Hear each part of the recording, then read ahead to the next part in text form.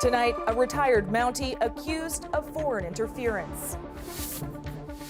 And I wanted some adventure and excitement in my life. The 20-year veteran now alleged to be helping China intimidate someone here in Canada. Delayed, diverted, then flown back to where they started. It was traumatic for a lot of people. The 10-hour summer travel nightmare, leaving passengers demanding answers. Remembering a music legend, iconic crooner.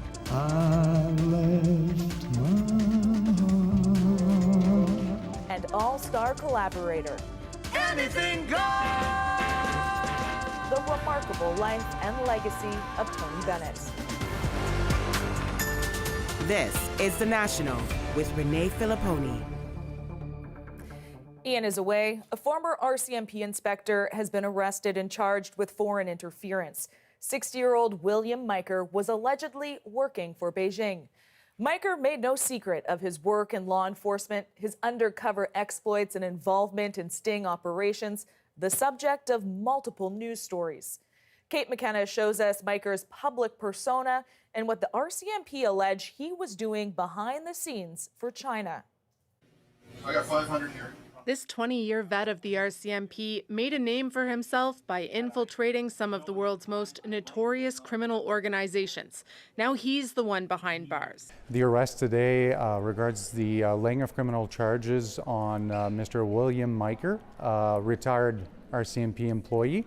Police allege he used his knowledge and his extensive network of contacts in Canada to obtain intelligence or services to benefit the People's Republic of China. He's facing 2 charges. Both these are actually believed to be to assist China in identifying and intimidating somebody on Canadian territory. I always wanted to be a Mountie. It's an iconic Canadian figure, and I wanted some adventure and excitement in my life. In online videos, he talks about his love of undercover work. My first project was simply buying heroin and coke. Let's see if you can do street-level stuff, see how you do. I then spent the next several years pretty much doing every criminal act you can do in a public market. After leaving the Mounties, Miker moved to Hong Kong. He runs a company that does what he calls asset recovery. I'm a hired gun to help either large corporates or governments to get back what is rightfully theirs. Police believe one of his clients is the Chinese government. He was asked directly in this Australian Broadcasting Corporation documentary. I have a commercial relationship with entities that are themselves associated in some form or another with policing authorities in China. Chinese interference has dominated headlines this year, from allegations of Chinese agents operating secret police stations on Canadian soil to allegations of Beijing's interference in Canadian elections. The RCMP says this case isn't about politics, but many of the details of the allegations against Miker are still unclear. I think it's an important step. I think that it's essential to hold individuals accountable when they break Canadian law, and the issue of foreign interference is an important one, as we have heard over the past number of months. Kate, the RCMP say they've been working on this case for years. Yes, they say that this file has been open since 2021 and that the crimes allegedly date back to a time between 2014 and 2019. On top of that, court documents say that whatever happened in Vancouver, Toronto, and elsewhere in Canada.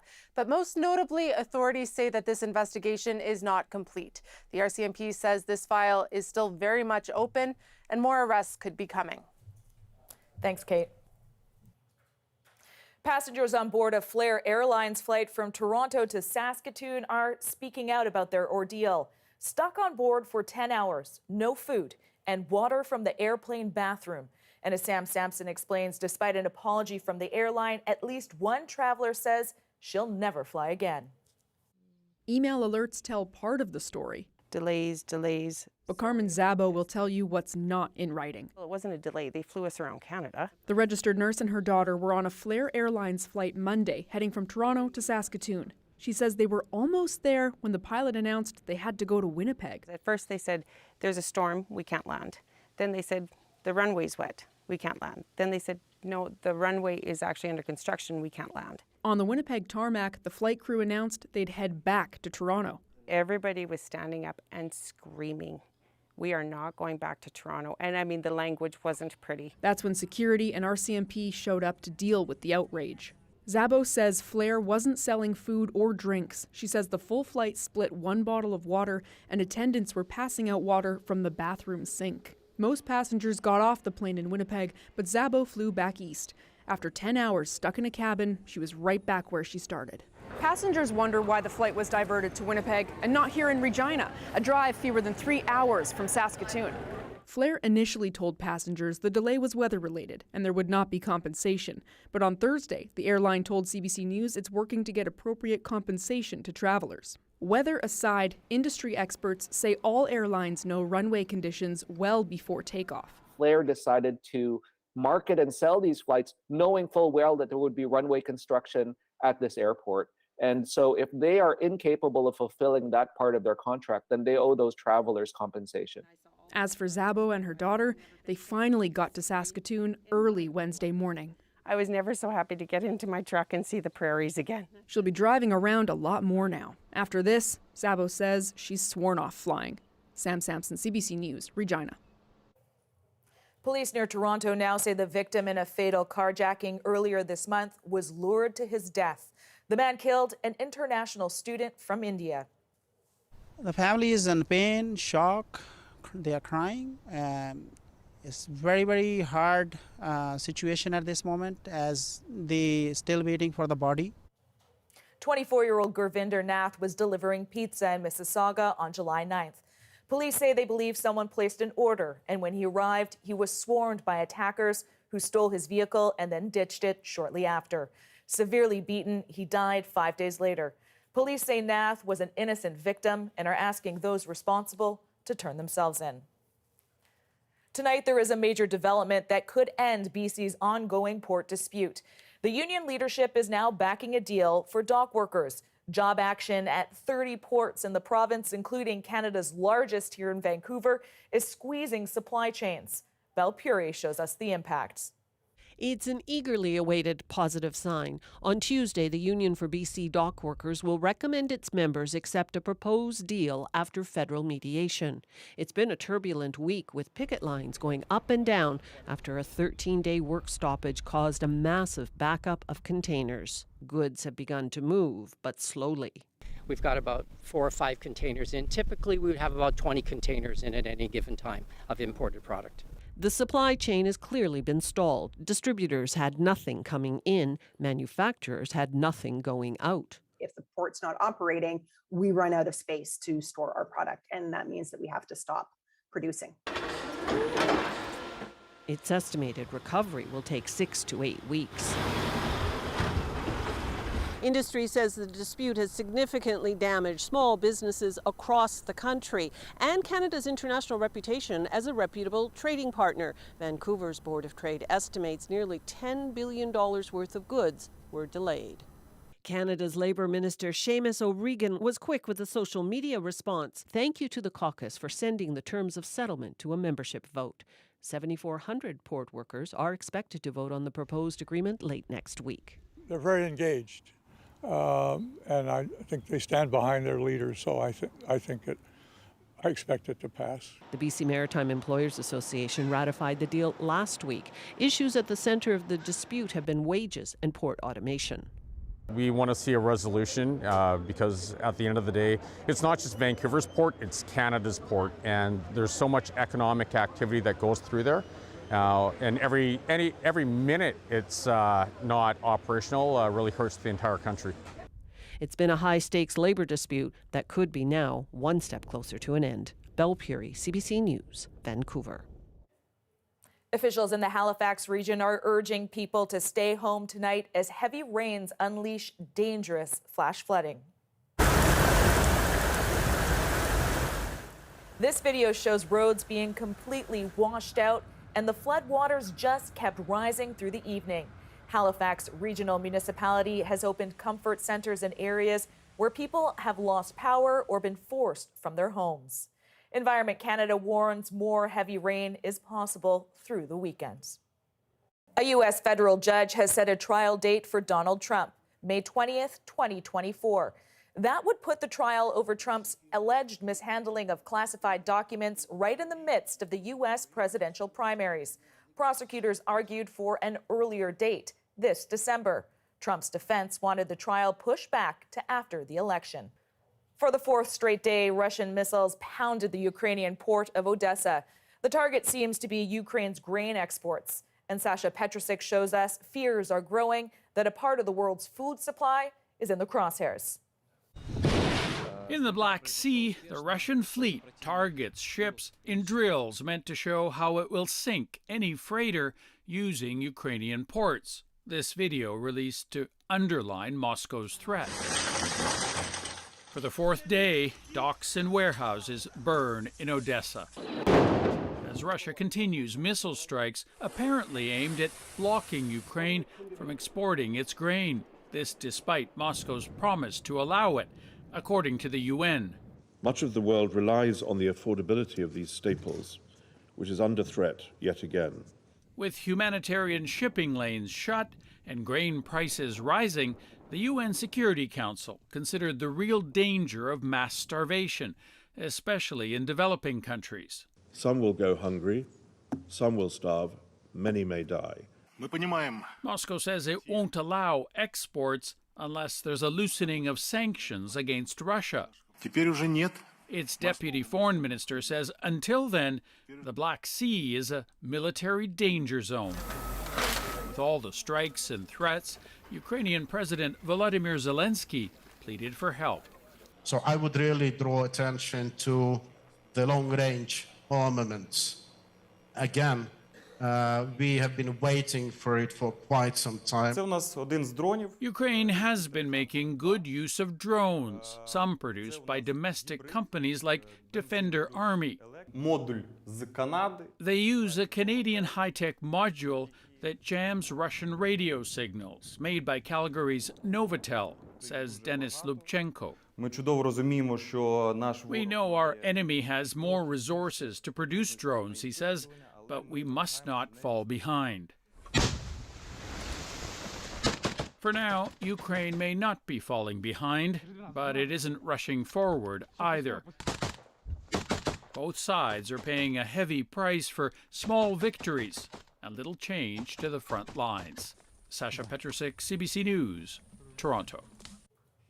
As concerns about the safety and impact of artificial intelligence grow, the White House has secured new commitments from some of the biggest tech companies developing it. Still, as Kyle Bax tells us, some worry it doesn't go far enough. A new deal between the White House and big tech to keep growing artificial intelligence responsibly. We'll see more technology change in the next 10 years, or even in the next few years, than we've seen in the last 50 years. That has been an astounding revelation to me, quite frankly. 7 of the largest tech firms pledging safety, security, and trust, even as they compete in the race to develop faster and stronger AI. The new voluntary standards include security testing by independent experts, public reporting on risks and bias, and using AI to tackle challenges like curing cancer and combating climate change. The earlier you think about safety issues, security issues, privacy issues, and also the nature of the data that's being used to train these AI algorithms, the better. It comes just days after the UN Security Council met for the first time on AI risks. AI could aid the reckless quest for weapons of mass destruction by state and non-state actors alike. But it could also help us stop proliferation. Canada's looking at its own law, putting guardrails on AI technology with criminal penalties for those who misuse it. U.S. lawmakers are aiming to come up with legislation too. In the meantime, some experts say these voluntary commitments don't go far enough, leaving out concerns about copyright and privacy. We cannot regulate AI effectively without thinking about how we regulate the data that's being collected about people's daily lives. This is a serious responsibility. We have to get it right. This deal a starting point, with the promise of much more regulation in the U.S. and around the world coming quickly. Kyle Bax, CBC News, Toronto. Some of the concerns around the threat AI could pose come from the man who helped develop it, known to some as the godfather of AI. There's all the normal things that everybody knows about. But there's another threat that's rather different from those, which is if we produce things that are more intelligent than us, how do we know we can keep control? Adrian caught up with Canadian-British AI pioneer Geoffrey Hinton earlier this year. Their conversation in about 20 minutes. Monday will mark 1 year since Pope Francis arrived in Canada to apologize for the harm that church-run residential schools inflicted on Indigenous people. As Olivia Stefanovic shows us, the promises of that historic visit now ring hollow for many. Ted Cusan says he's tried to stay optimistic, but 1 year after the papal visit, the residential school survivor is frustrated. I really feel I've been used as an individual. He says he's had no success in making a plan with the Roman Catholic Church on next steps. Nobody has been in touch with me from the church, and it's rather disappointing. Bernick presented Pope Francis with a handmade drum after he danced during his last stop in Iqaluit. A gesture to promote compassion, respect, peace, and harmony. Virtues Ernick says the Canadian Catholic bishops have yet to demonstrate to residential school survivors like him. I am willing, Inuit are willing to move forward the healing and reconciliation with the church. It's your move. The doing it is going to take some time as we meet with local chiefs, local communities, but already things are starting to unfold at the very local levels. He says the bishops are working on releasing more residential school documents and raising $30 million promised for healing, with $20 million to go. He calls that encouraging progress, but others find it too slow. Having an apology without action to help the current generations of the residential school survivors and their children is overall inappropriate. Chelsea Brunel was among those demanding that the church rescind its doctrine of discovery, which justified colonial conquest. The Vatican has since repudiated the document. Brunel says it's not enough. We still live in a colonial society, and we're still suffering. She says an apology for the harms of the past should lay the foundation for a new future. But if the papal visit was the first step in that journey, she and many others are still waiting for the next step. Olivia Stefanovic, CBC News, Ottawa. This can be a distressing topic for survivors and their loved ones. You can get help through the 24-hour Indian Residential School Crisis Line at 1-866-925-4419. The world is mourning the loss of a music legend whose career spanned more than 7 decades. Give his deep love to you. Tony Bennett didn't change a thing. He was still singing those standards like I Left My Heart in San Francisco. How Tony Bennett inspired a generation of young stars. Next. Plus, from Mattel to a mushroom cloud. Barbie or Oppenheimer? We're going to both. We're dressed the part, too. Yeah, we have to go home, change, come back, watch Oppenheimer. 2 very different blockbusters come together for an unlikely summer double bill. And later, the emotion of a golden moment.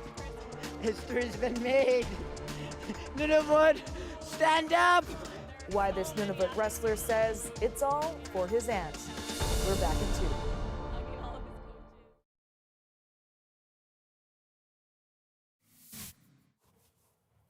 Authorities in Berlin are calling off a massive search for a suspected lioness.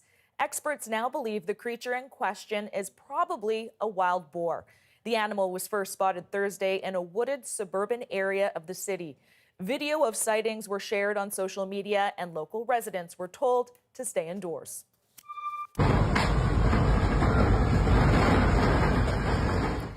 And this is the moment a twister tore past a North Carolina home on Wednesday, ripping its roof right off. That powerful tornado injured at least 16 people.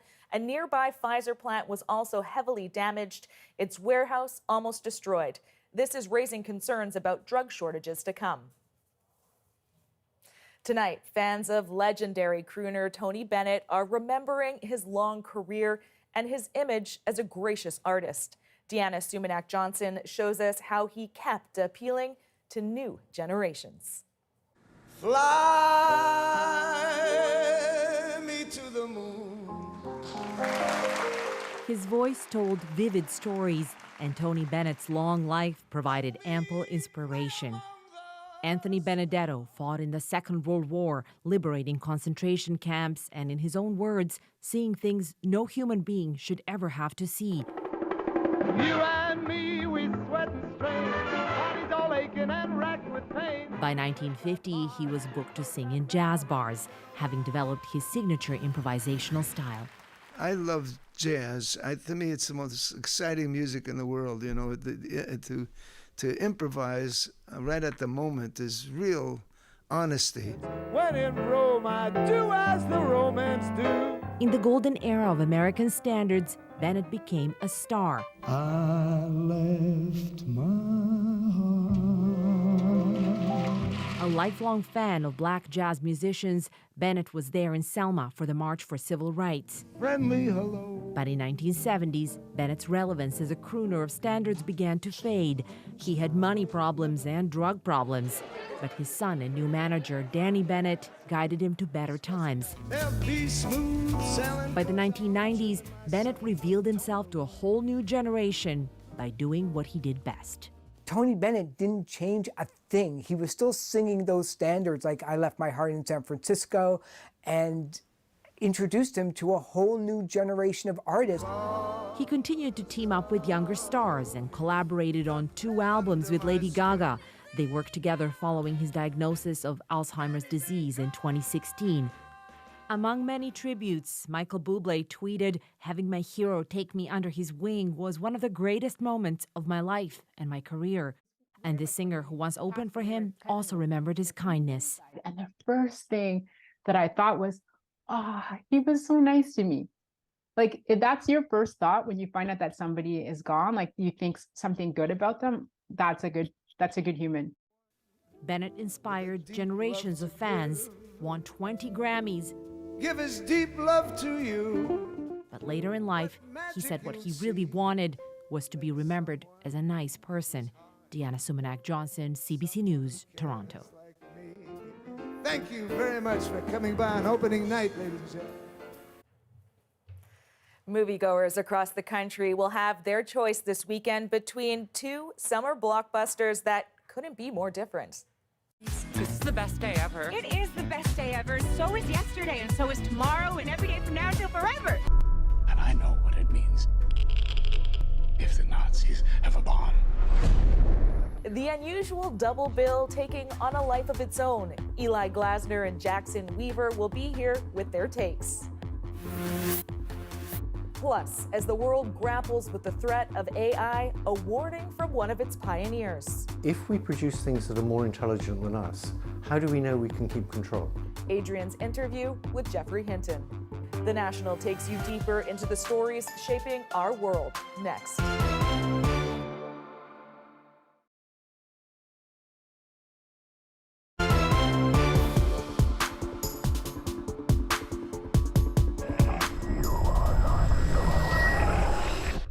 We're in a race against it. Ooh. Barbie! After months of memes and online mashups, Oppenheimer finally squares off with Barbie in movie theaters this weekend. About the only thing the 2 films have in common is excitement. So we sent our Griffin Yeager out to see which half of Barbenheimer people are seeing first. Barbie or Oppenheimer? Oh, Barbie just for the day right now. We're going to both. We're dressed the part, too. Yeah, we have to go home, change, come back, watch Oppenheimer. Barbie or Oppenheimer? Oh my God, we just watched Oppenheimer. Oppenheimer was crazy. Barbie. Barbie was a party for sure. Oppenheimer, all the way. Historically, for us Americans, that's a very huge achievement. Barbie or Oppenheimer? Ken. And today we have our own double feature of CBC News senior entertainment reporter Eli Glasner and senior entertainment writer Jackson Weaver with their thoughts on Barbenheimer. Now, Jackson, obviously there is a lot of excitement. It's not often that these, 2 big films get released and hyped like this on the same day. I have seen marketing for both of these movies absolutely everywhere. This must be a marketer's dream. I mean, this is absolutely, as you said, a marketer's dream. This is something that is really a strange thing to happen. I was on the show, I think, about a week ago. We were talking about how blockbusters are struggling, and part of that reason is seasonal clustering, trying to shove all these movies into this window between May and August. And not only is this shoved into a window, this is shoved on the same day. So this really shouldn't work as well as it is working.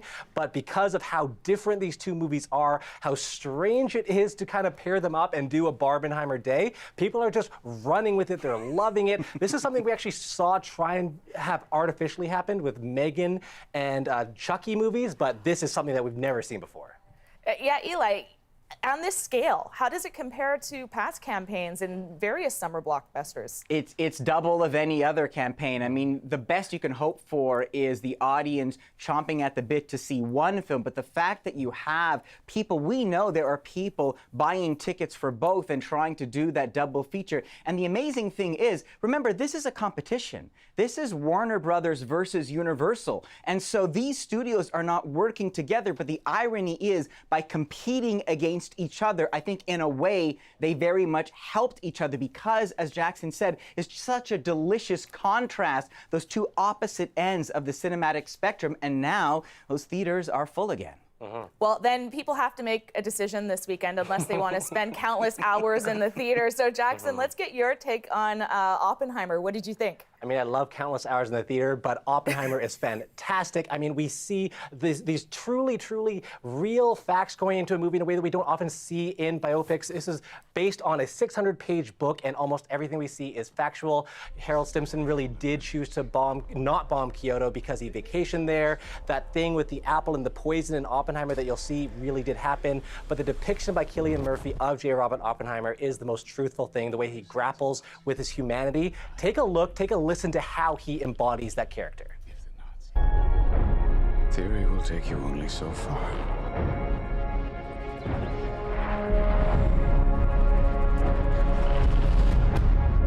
I don't know if we can be trusted. And that struggling with himself continues to a second half of the movie that deals with his pillorying by the American government and ends with a bang out ending, something that will blow your mind at the end, that has a commentary on our own apocalyptic futures.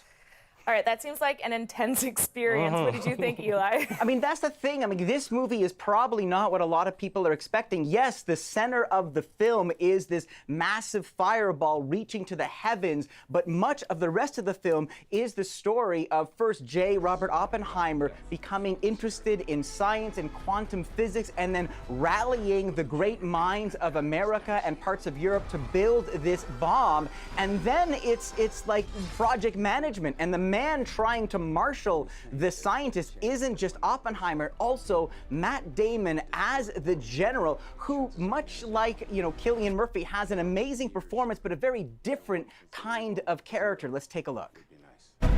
Why? Why? How about because this is the most important thing to ever happen in the history of the world? You're the great improviser. He is the great improviser. There's a lot of improvising. Yes, there is a remarkable explosion in the middle, but then much of the movie is about the aftermath and Oppenheimer himself struggling with the burden of what he created, the lives that were lost, and really finding a way to live with that decision. So it's explosive acting, but it may not be entirely what part of the audience expects. Well, if we're talking about Barbenheimer, we need to talk about the movie Barbie. Switching pace now, Jackson. Other side of things, what were the highlights for you? I mean, unfortunately, there weren't a ton of highlights to me. This is a kind of corporate-infused movie made by Mattel, and there are great questions about femininity, about the patriarchy, but I don't think that it has the energy to answer the questions it raises. I don't know if it's there. I think it's corporate-inspired. I don't know, Eli, if you think too differently. I think, in a way, Greta Gerwig tried to say something about feminism now and tried to subvert the dolls, Mattel. This is the Ken doll inspired by Ryan Gosling, and Gosling, not Barbie, not Margot Robbie, is the best thing about this film. A Ken doubting his own place in the universe, and a Ken that sings. Take a look. Oh, I have feelings that I can't explain. driving me insane. All my life been so polite, 'cause I'm just kidding. Anywhere else I'd be a 10. Is it my destiny to live and die a life of blonde fragility? Hilarious and absurd. That is when Barbie is at its best. All right, I think I know the answer to this, but who wins the battle? Jackson, Eli? Oppenheimer wins this battle, but Barbie has a fantastic thing to offer others. Eli? Yeah, I think Oppenheimer is the best film, but Barbie is going to paint the box office hot pink. All right, thanks both of you. Lots of busy weekend for many folks. That's Eli and Jackson. Thank you very much. Pleasure.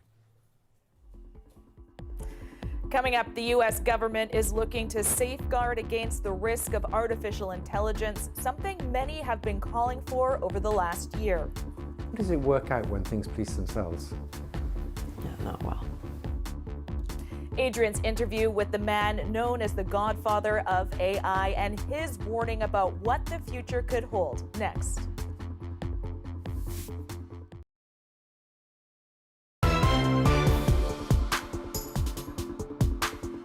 We must be clear-eyed and vigilant about the threats of emerging technologies that can pose. We introduced The White House and a handful of tech giants, including Microsoft and Google, have agreed to a set of voluntary commitments to mitigate some of the risk of artificial intelligence. They include labeling AI-generated content and security testing by independent experts, but don't address copyright concerns or AI's effects on jobs. Concerns are growing about just what AI could mean for our world, the threats its unchecked development could pose to our very existence. That worry is so great, Canadian-British AI pioneer Geoffrey Hinton quit his job to talk about it. Adrian caught up with him earlier this year. Geoffrey Hinton, the sometimes called godfather of artificial intelligence, is trying to explain its risks to the world. This is just something somebody sent me from Twitter. Which means explaining something very real that can sound entirely made up. I'm lost. I don't know. He's eager for good communication of the urgency, and look who might be offering it. Snoop Dogg. It's blowing my mind because I watched movies on this as a kid, and I heard the old dude that created AI talking about this is not safe because the AI's got their own minds, and these motherfuckers gonna start doing their own shit. I'm like, is we in a fucking movie right now or what? The man? Do y'all know? That's what people are saying. He's like, are we in trouble? He gets it. He's smart. You're not offended he called you the old dude? No, I call myself the old dude now. Imagine working your entire adult life to build a better future. I think we're going to see the learning methods we've got already have dramatic effect on many industries and solve lots of problems. Where computers and machine learning make life better for humans. These chatbots answer complicated questions, draft emails and speeches. Then realizing that the creation is nearing a point where it could do a type of harm that cannot be undone. That's the realization that hit Hinton when he was working for Google. Because of his job, he couldn't talk, so he quit his job, and now he talks. I think people are alternately excited to hear from you and a bit afraid. Should they be? I think there are things to be worried about.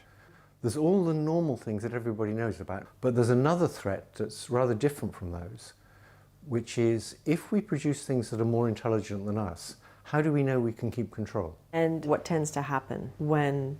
Well, if we're talking about evolution, all these species are evolving, and what tends to happen is it doesn't go well for the less intelligent species. The other one kills it? Not necessarily. Ants look after aphids because they produce honey. But ants are in charge. Ants are in charge, yes. Ants, in this analogy, in case that wasn't ominously clear enough, are not the humans. It made me realize that these digital intelligences have something we don't have that makes them much better. When one of them knows something, it can tell all the others. That's what we don't have with people. So imagine you had 10,000 people, and imagine if when one person learned something, everybody knew it. You could learn a lot more stuff, right? Right. And that's why things like ChatGPT knows like 10,000 times as much as any one person. It's because when you train it, there's lots of different copies looking at different bits of the data and learning stuff, and they can all combine what they learn instantly with a bandwidth of like trillions of bits. So can they think? Yes. So imagine the following scenario. I'm talking to chatbot, and we talk for a bit, and the answers it's given me seem a bit strange to me, and I suddenly realise that it thinks I'm a teenage girl. And I say, what demographic do you think I am? And it says it thinks I'm a teenage girl. So the question is, when I said I suddenly realised it thinks I'm a teenage girl, was that a metaphorical use of the word think, or was that just the same way as we use think? And I strongly believe that use of the word think, when I said it thinks I'm a teenage girl, was exactly the same way of using think as we do with people. And so that was enough to make you say, what, this has accelerated beyond my comfort level? I suddenly realised maybe they already are better, and making them more like real neural nets isn't the point. They're already better than us. They're a better way of doing learning. And if we make them bigger, they'll get much smarter than us. They already know more than any one person. I understand that things could go awry, but I still think that people hear the notion of danger and they dismiss it as hyperbole. I thought it was hyperbole for a long time because I thought these things were a long way off. I thought there will eventually be danger, but I thought focusing on it now is unnecessary because it'll be 30 to 50 years before these things get more intelligent than us. But this combination of realizing that they might have a much better way of learning than we have, because they can share knowledge instantly, and seeing things like ChatGPT or Palm at Google that can explain why a joke is funny, made me realize these things are already pretty intelligent, and if they've got a better form of intelligence than ours, then it gets to be much more urgent. Probably still hard to see the threat, right? Some changes are clear.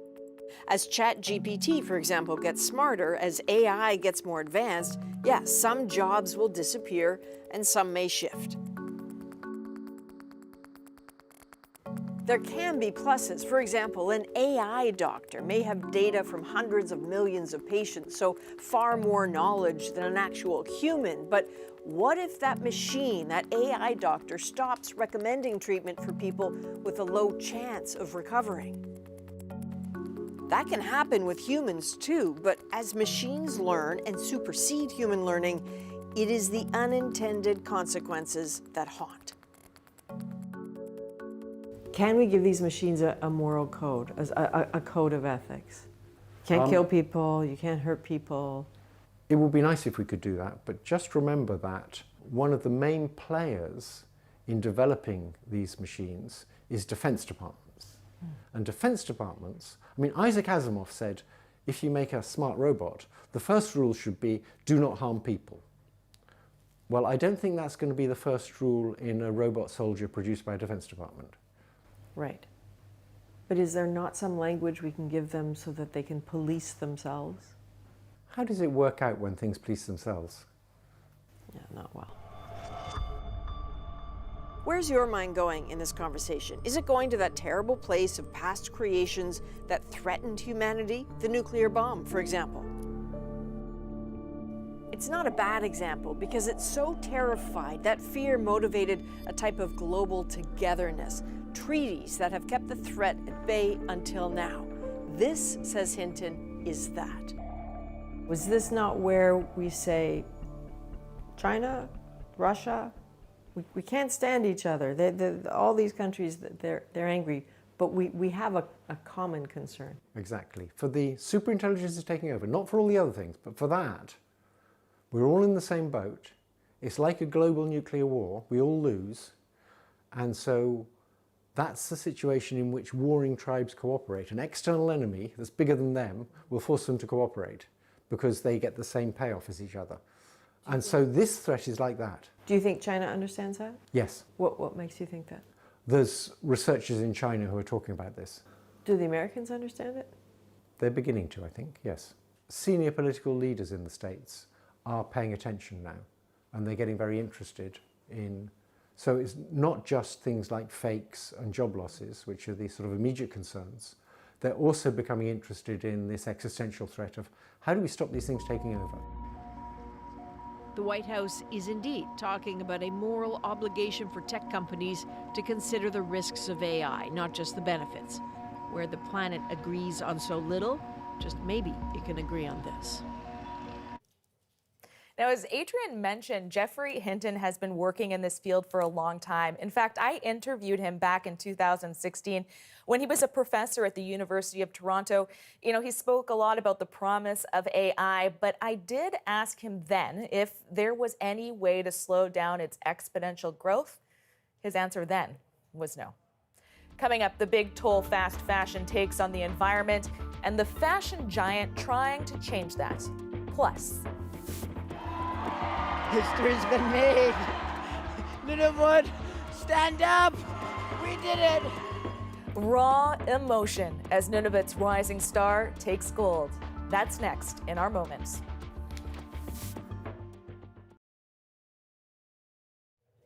From carbon emissions to mountains of textile waste, fast fashion takes a serious toll on our planet.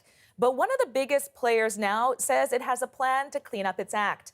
Lauren Bird looks into Zara's promise to help transform the industry. People are buying more clothing than ever, and that has turned the fast fashion industry into one of the biggest polluters on the planet. Fast fashion giant Zara says it's working on a fix. It plans to halve its emissions by 2030, and that means using renewable energy in its stores and distribution centers and reducing emissions that come from manufacturing and shipping. It will also use materials that last longer and are easier to recycle. The hitch, say experts? Zara doesn't plan to cut its output. The paradox is that Zara is one of the originators of the fast fashion model. It's going to be tough for them to implement. Zara and other fast fashion companies pump out thousands of styles every week, really accelerating the trend cycle and encouraging people to buy endlessly. The European Parliament is taking steps to curb that appetite. It wants products to last longer and be easier to reuse and recycle. Ultimately, the recommendations will see producers responsible for what happens to the clothing they sell even after they've been sold. The details aren't finalized yet, but companies will have to pay a small fee for every garment produced, depending on the materials used to make it and how recyclable it is. But Ken Pucker, a sustainability expert at Tufts University, says that still might not be enough. I don't think they're big enough to change much behavior, right? It's certainly not going to stop you from trying to make more stuff and sell more stuff. But experts agree it's a good start. Here in Canada, there isn't any similar legislation. And Kelly Drennan, the executive director of Fashion Takes Action in Toronto, says it's still about 10 years away. But in the meantime, the EU recommendations could mean we get more sustainable clothing here, too. They're not going to make a separate collection just to adhere to the rules and legislation in Europe. They're going to be making clothing for everywhere. And so we'll benefit ultimately. Until then, consumers who want a more sustainable wardrobe still have one option: buy less. Lauren Bird, CBC News, Toronto. Last summer, wrestler Iki Avalek won Nunavut's first ever medal, a gold, at the Canada Summer Games, and his emotional speech afterwards made him an instant star. Well, this summer, he's right back at it, taking gold at the North American Indigenous Games and dedicating the victory to a family member. His undeniable spirit is our moments. This is all of our moments. History's been made. Nunavut, stand up. We did it.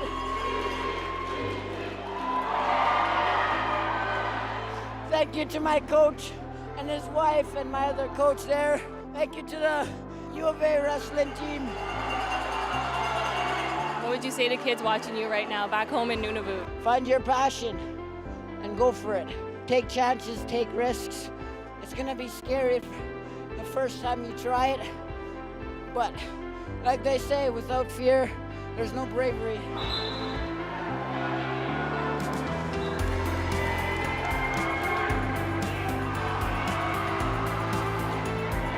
Auntie just passed away on Thursday during my camp. There was 2 days left and I got the news. I love you. This was for you. Rest in peace, Auntie.